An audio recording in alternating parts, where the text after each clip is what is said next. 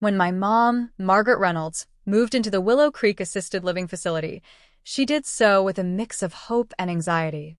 At 78, she had always been fiercely independent, the kind of woman who managed her household and even taught history at a local high school for over 30 years. But after a series of health setbacks, including a mild stroke and the gradual loss of her mobility, we all agreed it was time she had professional care nearby. Her daughter Jessica, was relieved she would be safe and well looked after, but little did I know the difficult journey we were about to face. From the very beginning, Mom tried to make her voice heard. The place was big and busy, with dozens of residents and a team of staff that rotated through shifts. At first, the atmosphere seemed pleasant enough. Cheerful nurses, colorful activity boards, a cozy dining room where residents gathered for meals. But Margaret soon noticed things that didn't sit right with her. She told me on one of my weekly visits that she had seen trays of food disappear, portions being served smaller than promised, and sometimes residents waiting for a long time before anyone brought their medication.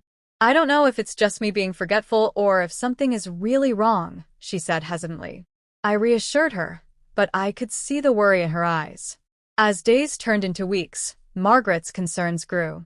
She began to speak up during resident meetings, calmly raising questions about the quality of care and the delays in service. But the staff dismissed her gently, explaining that sometimes there were delays due to staffing shortages or delivery problems. Some of the other residents whispered behind her back, calling her a troublemaker or too critical. At one point, she confided in me, "Jessica, no one believes me. They say I'm imagining things or just getting confused with age. But I feel something's wrong here. I can't just stay quiet." I promised her I'd look into it. The next week, I arranged to visit more often, watching how things worked. I observed how the nurses handled medication rounds, how the kitchen staff managed meal preparation, and how the residents were treated throughout the day. It didn't take long to notice inconsistencies. One afternoon, I saw a staff member named Dave sneak into the kitchen with a bag, filling it with extra snacks and sealed food containers. When he thought no one was watching, he slipped out the back door. My heart sank. Was this why meals sometimes felt sparse? Was the food meant for my mom and others being stolen? I started discreetly recording on my phone, capturing several incidents over the next 2 weeks. It wasn't just Dave. Some staff seemed rushed, careless, even ignoring residents when they called for help. Medication sometimes came late, and on a few occasions, I saw residents left alone for long stretches.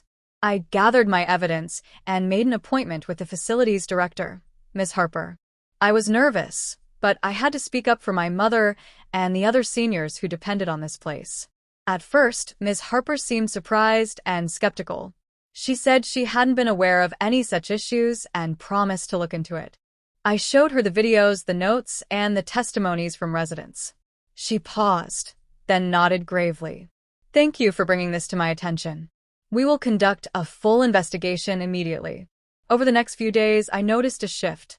The staff appeared more attentive, the meals improved, and medication rounds were on time. Ms. Harper held a meeting with residents, apologizing for the problems and assuring everyone that changes were underway. For Mom, this was a turning point. Her confidence returned. She even volunteered to help coordinate resident activities, eager to rebuild a sense of community. The facility began offering training sessions for employees on elder care best practices, emphasizing respect and patience. What struck me most was how many seniors had felt ignored or powerless before. Margaret's persistence had sparked change. She told me one evening, "Jessica, sometimes all it takes is one voice. I'm glad I didn't give up." This experience taught me a powerful lesson. Seniors deserve to be heard and respected. Their experiences matter. If you are watching this and have concerns about a loved one's care, don't stay silent. Document what you see, speak up, and advocate. Because sometimes no one believes you until something happens that can't be ignored. Don't stay silent. Document what you see, speak up, and advocate. Because sometimes no one believes you until something happens that can't be ignored. Don't stay silent. Document what you see, speak up, and advocate. Because sometimes no one believes you until something happens that can't be ignored.